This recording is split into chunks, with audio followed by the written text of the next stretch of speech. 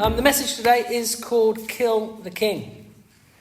Bonfire night is upon us. It is next Sunday, is November the 5th, and so really I'm a bit of a week ahead. But hey, I'm British. Right? So I like planning ahead. Yeah, right, okay. Remember the 5th of November, gunpowder, treason and plot. I see no reason why gunpowder treason should ever be forgot. Guy Fawkes, 'twas his intent to blow up the king and Parliament. Hey, yeah, I'm not going to go on. There's like a whole bunch of other verses. All I remember is remember the 5th of November. That's it. That's all I can recall. But it got me thinking about plots to kill the king, and I was driving along, and that was what popped into my head. Kill the king. Oh right, gosh, the whole thing about Guy Fawkes and Bonfire Night is that Guy Fawkes wanted to blow up the king and all Parliament. He just decided he was opposed to the king and his politics, and decided, to put some gunpowder there. And that's why we blow up fireworks and throw this dummy onto the fire. Usually with now different heads and different faces, and whoever's not particularly liked will be burnt. Okay, so in the Bible, are there plots to kill the king? Well, yes. Going to set the stage. The timeline, always starting there, because this series called Literally is all about understanding the timeline of the Bible and understanding these stories and events. So we've got Adam and Eve at the beginning, 6 days of creation. They have children after, obviously, the fall, and they get kicked out of the Garden of Eden. They have children, and then you get to Noah, and then the big flood, and then they have children, and then you get to the patriarchs, Abraham, Isaac, and Jacob. You have 12 sons of Jacob. One of those is Joseph. Through Joseph, they all emigrate to Egypt, and then there's a time of slavery, 400 years of slavery. All their children grow, and Israel becomes a people. They have the Exodus, the second book of the Bible, Exodus, where they move out of Egypt and they wander around the desert 40 years. And then Moses and that generation dies, and Joshua takes them into the promised land. And they spend about 20 years fighting to claim their land. After that, you have a period of the Judges, where regional leaders, military leaders, spiritual leaders rise up and are attacked and defeated their enemies for a period. It's a bit of a dark book. And after the Judges, you have one fellow called Samuel. He's one of the last judges. And then you have the time of the monarchy. So Samuel anoints the first two kings. He anoints Saul, and then he anoints David, King Dave. And David is who I'm going to be talking about today. Now, this is a bit of a whistle-stop tour of the life of David, because we could dedicate a year to David. There is so much about David. He's one of the most, him and Moses probably take up the most of the Old Testament when it comes to how many pages are written about them. So David, there's a lot written about him. He wrote a lot of the Psalms, so a lot of the Psalms are all about him. That's one of the biggest books, not the biggest book, in the Bible. So David is quite of a big cheese, yeah. So this is a whistle-stop tour of his life. So Saul is the first anointed king. He didn't want to be king initially, but he becomes king. And everybody wanted a king like Saul, because he was taller than everybody else, better looking than everybody else. But because he's the king that the people want, and his heart is kind of going after other things, it turns sour quite quickly.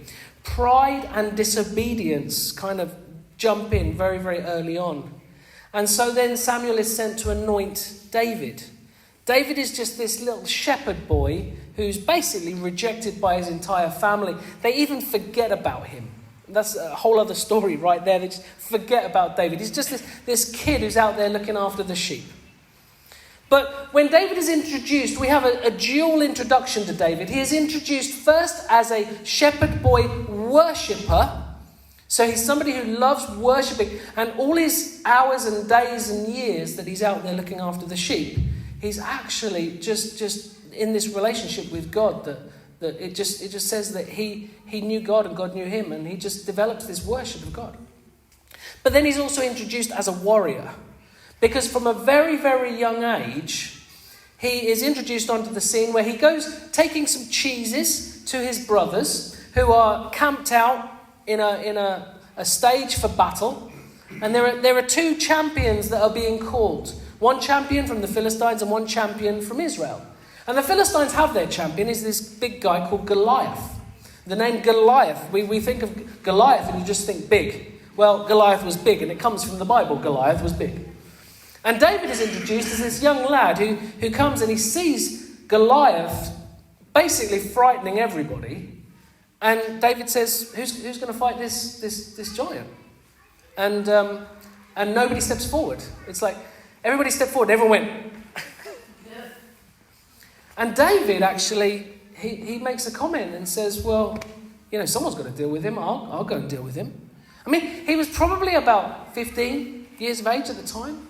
14, 15, 16, we're not exactly sure. But this young guy, he says, and Saul, he hears about this comment and he calls him in and says, what's up with you? And he says, I'll do it. Anyway, long story short, David goes, faces the giant, has a sling, doesn't go with any weapons other than this cord, basically, and throws a couple of stones. Actually, just throws one. One hits Goliath at the top of his head. He topples over, and then with his own sword, David takes out this massive sword and hacks his head off. Awesome scenes. Awesome scenes. Everybody celebrates. And Saul then takes David into his house. Now, David was already known to Saul because Saul, when he departed from God, when he left offering, his heart to God and disobedient from God, God's presence had left him, and basically a demon had started tormenting Saul. I mean, when you step out of the covering of God, it just opens you up to whatever the enemy wants to do. And David was introduced to Saul as a worshipper. When David worshipped, then the tormenting spirit just left him. Sometimes thoughts and stuff come into our head and you just start worshipping and it flees. Well, that was what was happening. And so David is worshipping. And Saul also knows him, and then sees this scene with Goliath, and he brings him into his household, and he's like, this kid David, there's something about him, and everything's great for a short period of time. David becomes a military leader from his very young age, and the people really respect him. The soldiers, they're like, no, this David kid, he's something special, and unfortunately, with David prospering in everything he's doing, and Saul doing his own thing, and the Spirit of God has kind of departed from him, Saul, his heart then turns against David. And it's here in 1 Samuel chapter 18, verse 7. They're returning from a victory, because David, one thing marks his life. He is never defeated in his entire life in battle. Never defeated in battle. He is never defeated by any enemy in battle. And so when he returns this one time from victory, he's got about 1,000 troops under his command, this young lad. And the people are singing, and the women start singing, greater voices, I guess. Saul has slain his thousands, and David his tens of thousands. Saul was very angry. This refrain displeased him greatly. They've credited David with tens of thousands, he thought, but me with only thousands. What more can he get but the kingdom? And from that time on, Saul kept a close eye on David. Saul was afraid of David because the Lord was with David, but had departed from Saul. Verse 17, Saul said to David, "Here is my oldest daughter, Merab. I will give her to you in marriage. Only serve me bravely, fight the battles of the Lord." For Saul said to himself, "I will not raise a hand against him. Let the Philistines do that." So Saul starts to send him off in perilous battles.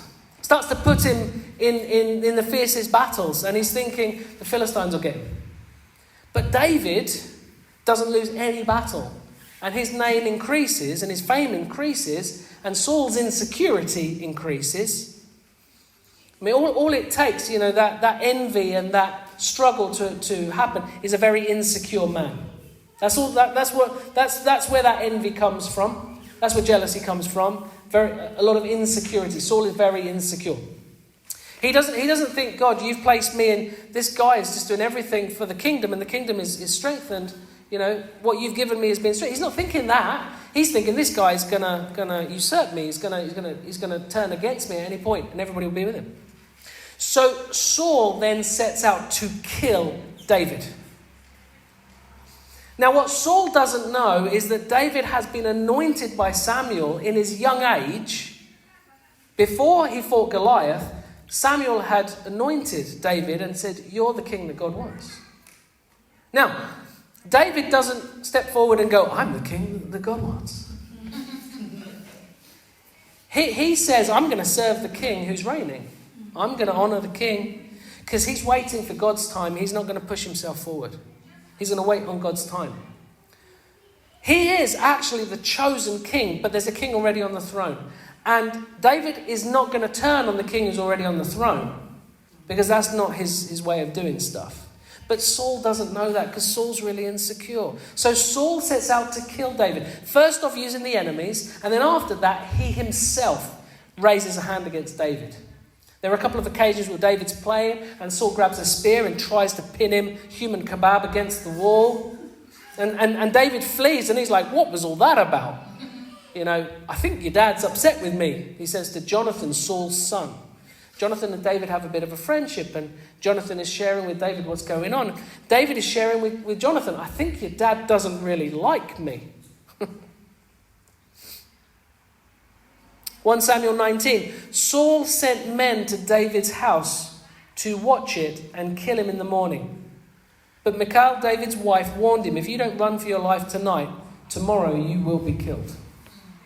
So David does not divide a kingdom. He just leaves. He does not cause a revolution or a split.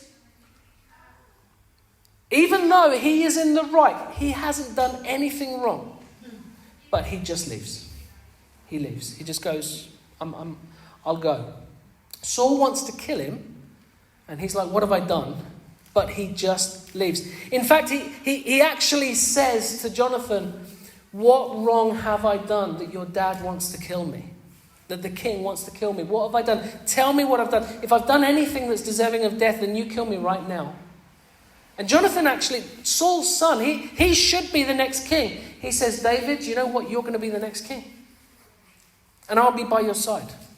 I mean, a real heart there of Jonathan who is willing to give up his place because he recognizes the anointing of God upon David's life. But he just says, look, you know, you're just going to have to get through this. You will be the next king. But yet my dad does really want to kill you. So David has to flee. David is then in and around what we call the wilderness. And he's there maybe 10, 14 years. He's fleeing from Saul. Saul gets his armies together and goes after David. And there are a couple of occasions where he almost gets him, but God delivers David from his hands.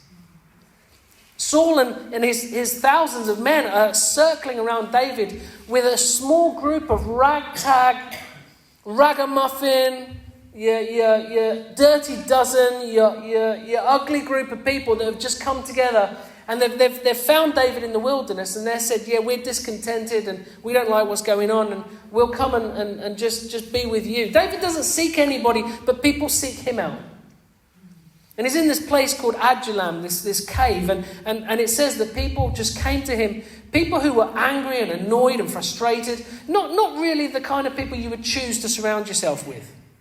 But these people become David's private security force. They become his leading men. They become the families around him, these warriors. He turns this group of ragtag nobodies, these rejects, he turns them. And it's not what he's saying or it's what he's doing. He's living this life. And he's actually living a life of being pursued. Because Saul, they join him and there's a death warrant over his head. There are 2 occasions where David has the opportunity to kill Saul. They're hidden. David and his group of men, they're hidden in this cave. It must be a big cave because it was quite a group of men. And Saul comes in to use the toilet. He comes into that cave to relieve himself. And the men with David, they go, let's get him. He's there. The guy who wants to kill you, he's right here. And there's not going to be a more vulnerable moment. Yeah, if you really wanted an opportunity. And David says, you hold your hand. And he rebukes his men and he says, you do not raise your hand against the anointed of the Lord. And then Saul leaves and he waits a bit, and then David comes out and shouts at him and says, hey, King Saul, just so that you know, God delivered you into my hand and I didn't do anything. I'm not going to kill the king. And Saul says, I'm sorry. And he goes back, but then he gets annoyed and comes back for him again. Another opportunity. God delivers him into his hand and David wants more. One of his best fighting men says, just give me half a second. A spear will go through his head. He won't make a sound. And David says, still your hand. Do not raise your hand against the anointed. He says, just take a couple of the articles and we'll head off. Because God had caused a deep sleep over Saul and his soldiers. Once again, he calls out. Anyway, long story short, Saul then is killed in battle. He is killed by the Philistines. And then one tribe turns to David, the tribe of Judah, and says, will you be our king? And David says, okay, I'll be your king. And he becomes the king over one tribe, the tribe of Judah. And he's the king over that tribe for about 6 years. And then Saul's other son dies, and then the rest of Israel says to David, right, we want you to be our king. And he becomes the king over all of Israel. Now, there are enemies and they attack, and David goes out and fights the battles, and David never lost a battle. He fights the battles. Jerusalem becomes the capital and the center of the kingdom. He's never defeated. In that time where he is sitting pretty, where he is sitting as the king, and Israel now under the kingship of David has become a world power. The enemies are afraid of David. That guy doesn't lose battles. He fights in the name of their God, and their God is really flipping powerful. But whilst David is sitting pretty, familiarity perhaps jumps in, and this is where he starts to make some of his biggest mistakes. And boy, does he make some mistakes. He makes some huge mistakes with his children. Huge mistakes with his children. I'd have to go into great detail about it. All I can say right now, whistle stop tour, is that basically, because, well, let's start at the beginning. The first mistake he makes is that he falls in love with a woman, and her husband is fighting. And so David takes this woman and basically he rapes her. I mean, that's the idea that we get. I don't think she would have come, willingly. But he's the king. He abuses his power and he takes this woman. And then she becomes pregnant. And so what he decides to do is, I'm going to cover it up. And then he sends for the soldier. And long story short, he ends up putting the soldier in the fiercest battle, and the soldier dies. And then he takes the woman for his wife. That's just not great leadership right there. Huge mistake right there. And because of that sin that he covered up, and because of that mistake, then there are issues that come about. Because unfortunately there's collateral damage, and the kids, they pay the penalty for David's sin. One of his sons, Absalom, he kills the brother who raped the sister. Oh, it's just horrific. One of David's sons rapes one of his daughters, and David doesn't do anything. He doesn't do what he should do. And then the brother Absalom kills the son, the brother who raped the sister. I mean, it doesn't get worse than that, family dynamics, right? And then David doesn't do anything. Just sits back, doesn't do anything. I mean, talk about parenting 101. If there's anything that we can look at David, his abuse of power and his parenting, they were the two issues that you would say these were real problem areas. His son Absalom returns to the kingdom after a period of exile. And David has one chat with him and then leaves. It doesn't really do anything. It doesn't talk about the big elephant in the room. And Absalom waits outside the palace gates and starts to interact with the people who come to visit David. In fact, they stop visiting David because they stop with Absalom. And slowly, over a couple of years, Absalom wins the heart of the people. They look to Absalom rather than David. And Absalom then, David's son, causes a massive revolution and tries to kill the king. And the people follow Absalom. 2 Samuel 15, verse 7. At the end of 4 years, Absalom said to the king, "Let me go to Hebron and fulfill a vow I made to the Lord, while your servant was living in Geshur in Aram. I made this vow, if the Lord brings me back to Jerusalem, I'll worship the Lord in Hebron." The king, David, said to him, "Go in peace." Then Absalom sent secret messages throughout the tribes of Israel to say, "As soon as you hear the sound of the trumpets, say Absalom is king in Hebron." 200 men from Jerusalem accompanied Absalom. They'd been invited as guests and went quite innocently, knowing nothing about the matter. While Absalom was offering sacrifices, he also sent for Ahithophel, I don't know if I'm saying that right, the Gilonite, David's counselor. And so the conspiracy gained strength, and Absalom's following kept on increasing. A messenger came and told David, "The hearts of the people of Israel are with Absalom." And David said to all his officials who were with him in Jerusalem, "Come, we must flee, or none of us will escape from Absalom. We must leave immediately, or he will move quickly and overtake us, and bring ruin on us and put the city to the sword." The king's officials answered him, "Your servants are ready to do whatever our lord, the king, chooses." What does the king decide to do when his own son starts this big revolution against him? He doesn't split the kingdom. He doesn't divide. He just leaves. He just leaves. You see, because David is not like Saul.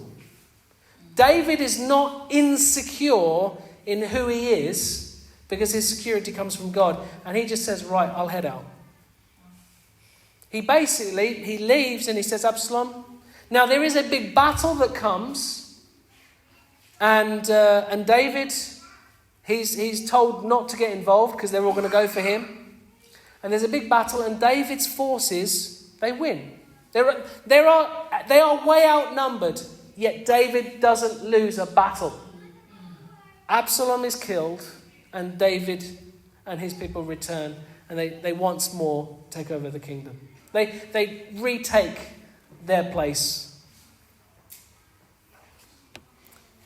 And he carries on reigning for a period of time. The battles carry on.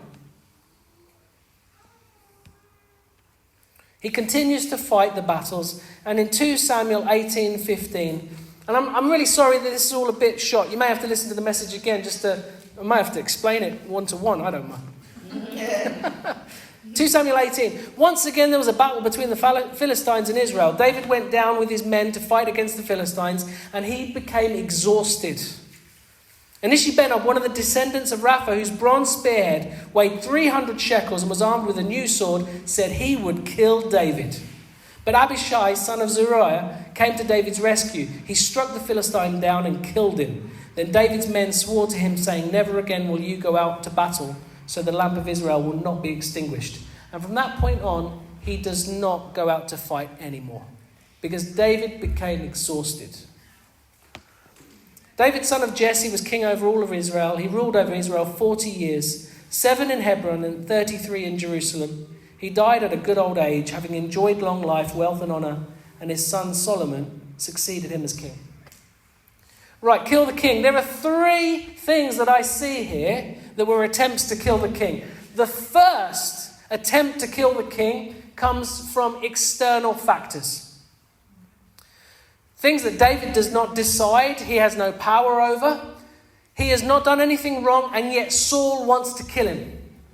There are things in your life that will come against you that you have no power at all to do. There are external battles that will come against you. Things like COVID, things like deaths in the family, things like sickness, things like illness, things like financial issues, things like job losses, things like wars and famines and all of that stuff, which in the Bible, it happens a lot. Why do we get surprised when these terrible things happen in the world? There are external battles that will come against you, and you have no power over them, but your strength comes from the Lord. We may ask, Lord, why does this thing happen? Why is this happening to me? I didn't ask for this. I didn't ask for this sickness. I didn't ask for this battle. And the Lord says that in my weakness, I am your strength. In your weakness, you are made strong. Those things come about, and like Annie said, you either live through them with God or without God. I think it's better with God. Because you read the last page of the Bible and it all turns out right. It's all right at the end. But we have got to get through it. External battles will come. Things you haven't asked for. Giant issues in your life. Goliaths in your life. Unforeseen problems in your life. David asked Jonathan, what have I done? What is my crime? How have I wronged your father? And he tries to kill me. He hadn't done anything wrong. And yet we often blame ourselves. Oh, it's my fault that this has come about. Oh, it's me. No, it's nobody's fault. It's just because the world is cursed. It's because there's sin in the world. But God is our strength through those battles. You see, God is going to use the desert situation to prepare David's heart. God is going to use Saul to break David, and he will be a broken vessel made whole in God. There's a hardship in your life, and you say, God, take this away. And God says, don't you know that this is the training ground? Don't you know that you're being pummeled for a purpose? Don't you know that God is doing something through all of this and using these things to make you understand the heart of God, understand the suffering of the world, understand the battles of the world? We're in this world, we're not of the world. We experience the same things of the world. The rain falls on the just and the unjust. In this world you will have troubles and tribulations, but don't fear, I've overcome the world. So out of your control for doing the right thing. That's an attempt to kill the king. And guess what? We're kings and priests, right? We're kings, queens and priests. A royal priesthood, God calls us. That makes you royalty. You know, Jesus, you are royalty. That means that you're the king or the queen that the enemy wants to kill. Did you know that? There's a big target on your back because you know Jesus. He wants to kill you. The enemy comes to kill, steal and destroy. But Jesus has come that you'd have life and life in abundance. The first way to kill a king is just overwhelm them with life. The second way to kill a king, and this is the biggest threat to David, is the internal battles. The internal battles. The areas of life that he did not give to God. The self-control or the lack of self-control. Him taking what wasn't his envy, his jealousy, his insecurity, his own insecurity that wasn't strengthened or given over to God. Pride, arrogance, selfishness, a personal sense of importance that I am more important than anybody else. That's not God's way. Marriages break down because of that self-importance. I am more important than you. My rights and privileges are more important than yours. I am better than you. I am superior to you. I am smarter than you. I'm also more spiritual than you. I am more sensitive than you. And that feeds into abuse. And David was very abusive. because he was sitting pretty and he just started to feel that place of entitlement and started to feel, I don't have to do what a king should be doing, and I'm going to take what's not mine, and then I'm going to hide the sin. I'm not going to be accountable to anybody. Well, he was accountable to God. And unfortunately, his sin had a massive impact, not just on the nation, but on his own personal family. Sin, unfortunately, will have an impact if it's not given over to God. He covered it up. It will grow in your life if you don't deal with it. Giftings will open doors for you. The lack of character will close them. Giftings will open doors for you, but the lack of character, it will shut them. So what is happening inside you? What is happening inside your head? What's happening inside your heart? What's happening inside your personal life? What's happening in your family? Are you accountable to anybody? Do you have any accountability in your life? Will you listen to anybody else's counsel, or are you only listening to your own counsel? Because there's nothing more damaging than somebody who only listens to their own counsel. It's impossible to convince somebody if they only listen to their own counsel, because they're so arrogant that they believe themselves and are unwilling to hear anybody else. And I've been there, where I thought that my own thoughts were the most, and I had rows with people, and I've won rows, I've won arguments and lost hearts. I've won arguments and lost friends. Because I was so dead set on being right. And I was so foolish in my sense of being right. I've hurt my kids because I was so foolish in my own being right. Are you accountable to anybody? A life without accountability is a life at great risk. That's where David really screwed up. And the way to kill a king, internal battles, a kingdom divided will not stand. And the best way the enemy can get into a kingdom is internal battles, internal strife.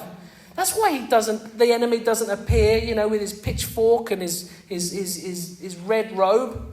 Hey, everybody, I'm the devil. Because everyone goes, obviously the devil exists, God exists. That's why the biggest thing the enemy can do is make the world believe he doesn't exist. Because then you don't go to God, So a real plot to kill the king and an internal battle. And because of that, you have the third battle. First battle, external things. The second battle is internal things. The third battle, weariness, tiredness, just exhaustion. David fought the battles and he was exhausted, and the enemy almost got him. One of his best men jumped in and took down the enemy and said, right, Dave, from this point on, you do not fight ahead of us. We don't want the light to be extinguished. Weariness will tear you down. And it's one of the 10 commandments. Find rest. It's one of the 10 commandments. It's a big one. It's a big one. Rest. Find rest. And in real rest is found in Jesus. Life continues, will wear you down. Tiredness will come in. You just keep going and going and giving and giving and giving, and you don't rest. Please, find rest. Take time off. Stop everything and just chillax. That is God's heart for us. Because 3 ways to kill a king, 3 ways to kill a queen is external battles, internal battles, and tiredness. Just being weary. Now, I'm going to conclude with this. There was a plot to kill a king, another plot to kill a king. And it's found in the book of John, verse 11. The chief priests and Pharisees called a meeting. What we're accomplishing here. This man performing many signs, and we let him go on like this, everyone will believe in him. And then the Romans will come and take away our temple and our nation. Then one of them, named Caiaphas, who was high priest that year, he said, you know nothing at all. You do not realize that it's better for you that one man die for the people than the whole nation perish. He did not say this on his own, but as high priest that year, he prophesied that Jesus would die for the Jewish nation, and not only for that nation, but also for the scattered children of God, to bring them together, to make them one. From that day on, they plotted to take his life. And you know what? They succeeded. But they didn't succeed because God wasn't in it. They succeeded because God was totally in it, and God had decided this is the way that a champion, like David and Goliath, one man is going to fight the battle for the whole army, for the whole nation. One man is going to come across a Goliath, a giant such as sin and death. And one man is going to die for the whole nation, but death doesn't have anything on him because sin didn't have anything on Jesus. The wages of sin is death, and Jesus had not sinned. So death couldn't hold him back. He rose again on the third day so that anyone who believes in him will not perish but will have eternal life. The plot to kill the king worked. The plot to keep him dead didn't work. And that is why we have life in him. So there is a plot to kill us. There was a plot to kill Jesus. And what Jesus says to us is, right, give me your life, your old life, let that die. Let your own kingdom go. And take what I've got for you. You see, God also wants to kill us. He wants us to die to our old selves. He wants to die to the selfish nature. He wants us to die to sin. He wants us to die to everything that would hold us back and kill us. And he wants to give us life. So those three things, external, internal, weariness, the solution found in Jesus. He's your strength through those externals. He's the one that does the incredible work internally. Just hand it over to him. And he's the one in whom we find strength. Let's pray.